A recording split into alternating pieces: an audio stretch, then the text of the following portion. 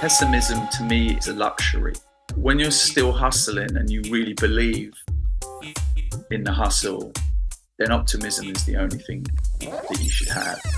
Hi, thanks for tuning in to the Global Indian Creatives Podcast, the place where we bring you stories from some of the most influential names in the creative industries. If you're enjoying our series, we'd love to hear from you. Please leave us a rating and hit subscribe on your podcast platform so you never miss an episode. You can also follow our updates on social media. This week, we're pleased to welcome Nihal Arthanayake. Nihal's wide-ranging career has seen him as a radio DJ, music promoter, author and radio presenter across a range of mainstream platforms. Nihal, who is of Sri Lankan descent, has been so pivotal to many Indian creatives, so we wanted to get into the mindset of the person who is at the top of his game and who has been prominent in the making of Indian culture in Britain. From launching Bombay Bronx, which gave a platform to many emerging artists who are now hugely successful, to interviewing so many creatives on the BBC Asian network, to now venturing into being a professional comedian as well as podcasting. In this interview, we gain insights into his remarkable journey and how he has supported British Indian creatives along the way, including us. Isn't that right? Yes, he has championed me from day one, which is reflected in this interview. We hope you enjoy listening. So you've obviously got a knack for spotting the right talent. Where did this come from? I wasn't referring to me. So it was another British Asian that brought me into the music industry, and his name is Shabs Joban Putra, right? And the thing about Shabs was that his thing was about A&Ring people. So A&R is the process by which record companies find an artist early on in their career, nurture that artist, and help them develop as artists. But Shabs not only did that with artists, because now he's a very successful record company executive. He was former MD of Virgin Records and now has Relentless Records. But also he was the one that kind of really was the biggest garage label back in the late 90s, early noughties. But he was fascinating at looking at people that he thought had a spark of talent and really, really helping them. And he did that to me. He was the guy that gave me my first job in the music industry. He came up to me and he said, look, I don't know what you can do for me, but I know that there's something that you have that I kind of need to harness and help develop. And ever since then, and watching how he did it, and look, it was the music industry in the 90s. So it was pretty hardcore, you know, it was robust, the language that people used towards each other. But it was certainly a time where you learned that if you wanted something, you had to go out there and work bloody hard to get it, right? Like there was no shortcut to that.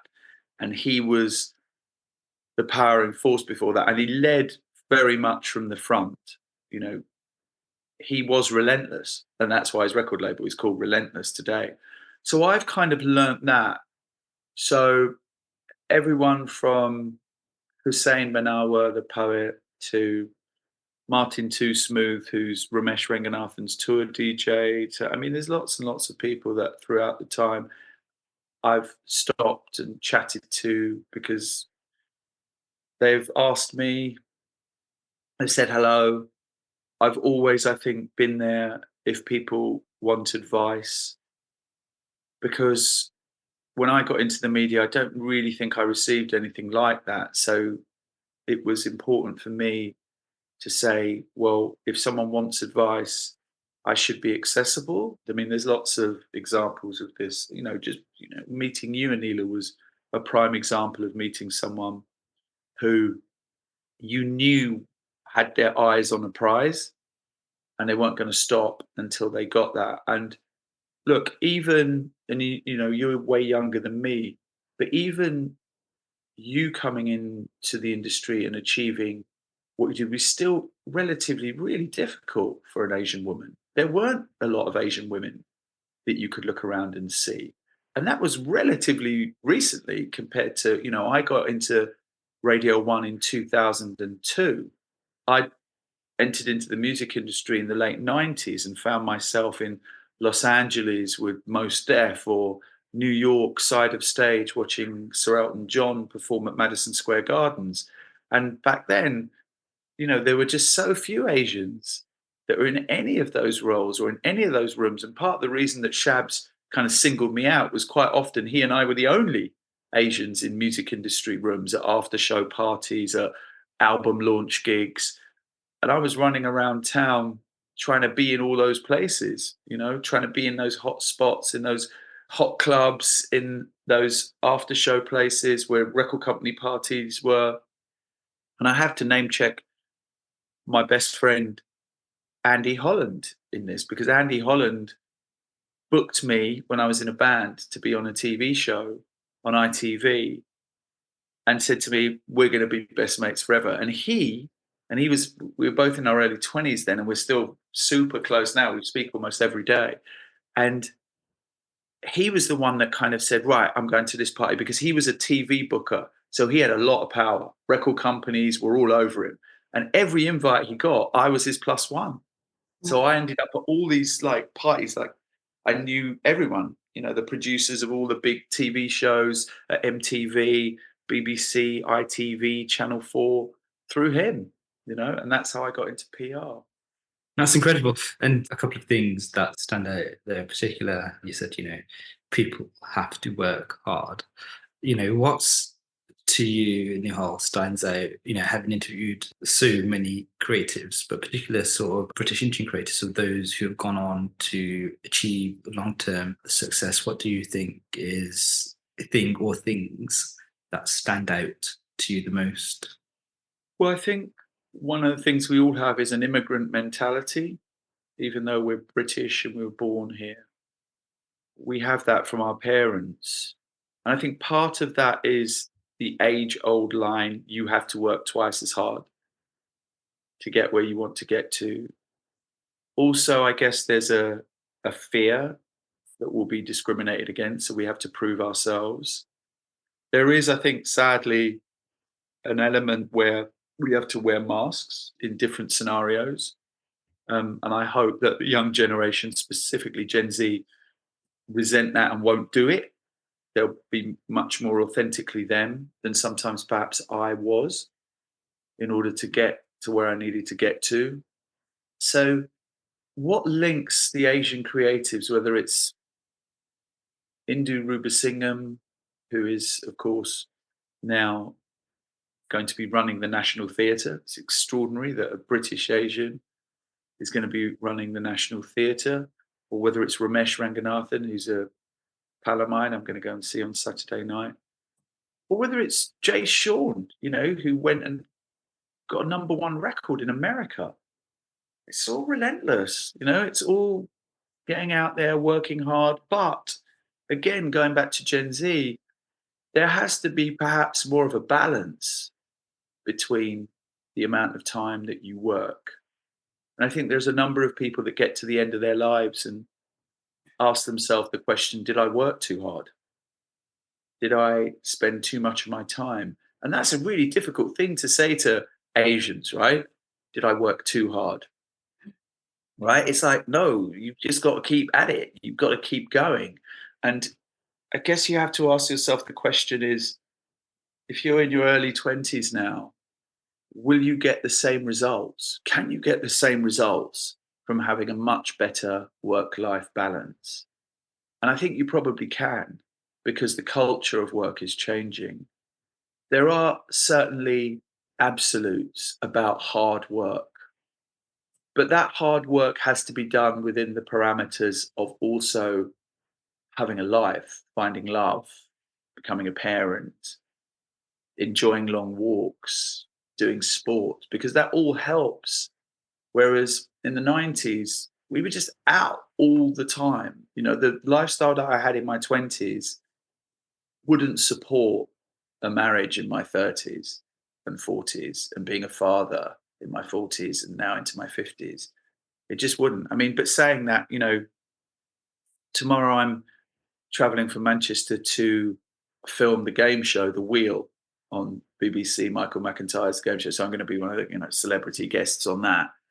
And then I'm coming back at the night, going to see Ramesh at the AO Arena in Manchester, then back on a train on Sunday to go to London Fashion Week for events that are taking place to close London Fashion Week.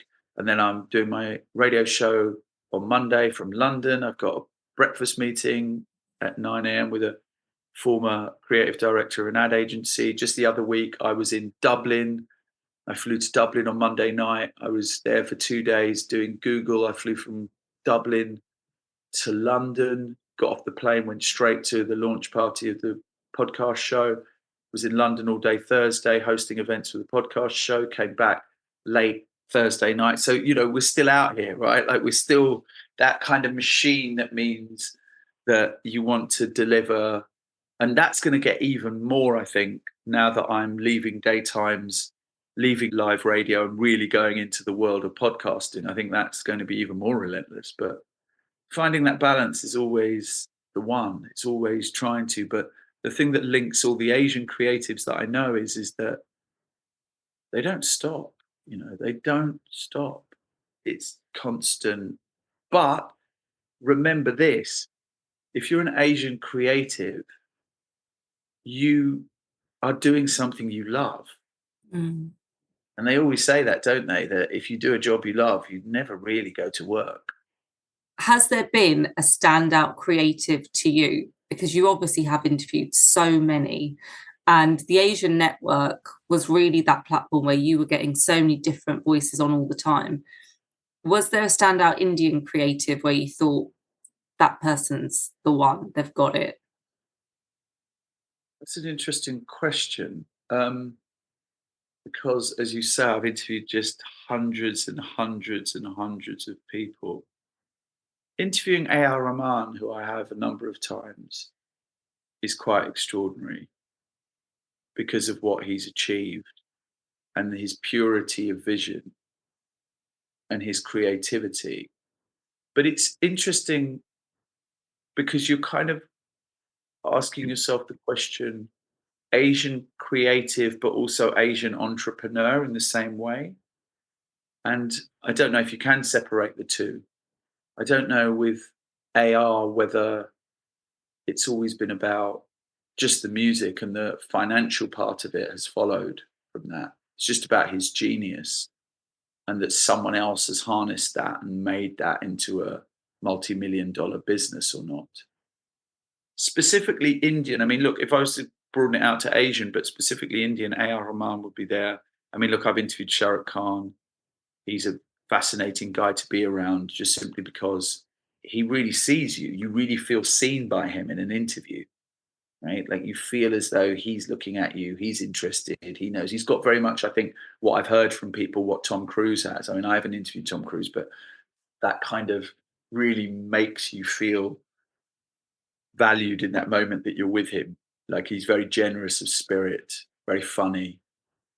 Well, I tell you who's I think is brilliant is Rav Mataru, aka Cloth Surgeon.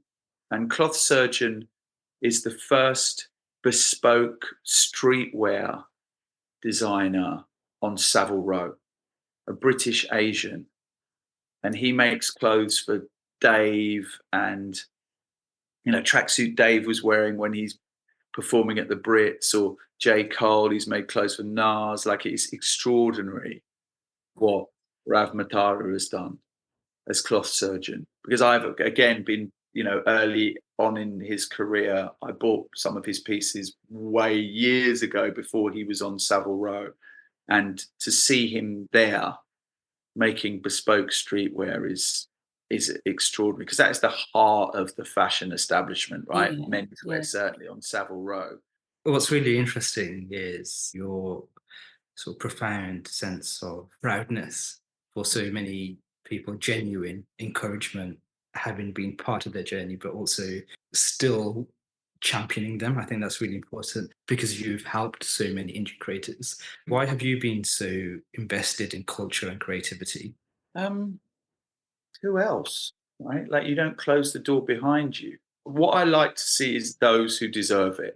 What I don't like to see is people who either jump on it and suddenly discover their ethnicity when it feels fashionable to do so, or those who are just not real with it. Like I'm an old school hip hop head. I'm wearing a Public Enemy t-shirt or baseball cap on, and hip hop was all about keeping it real.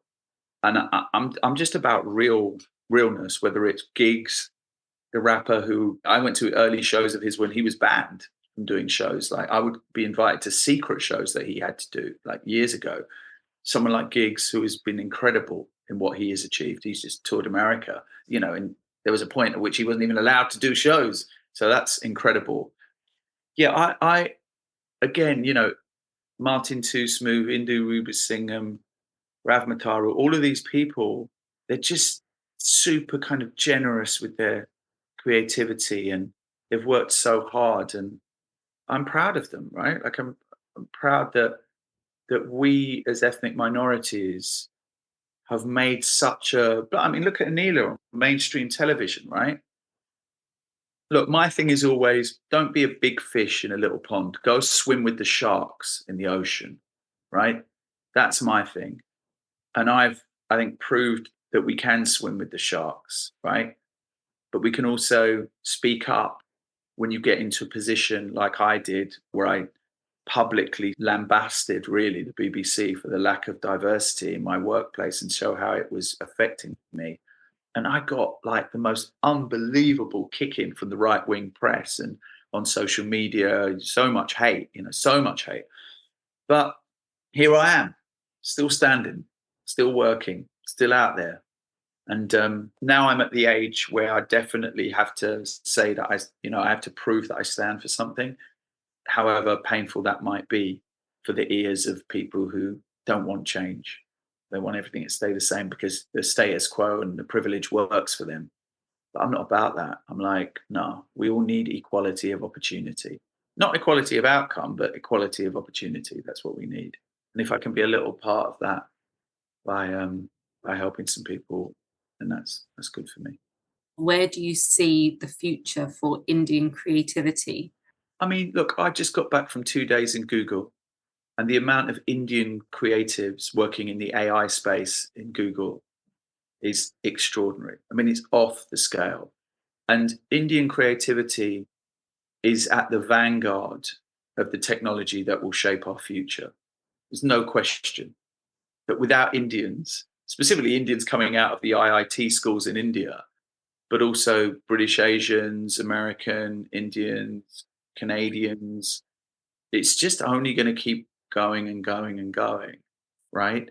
And at a time where I think the idea of who is a minority is kind of strange.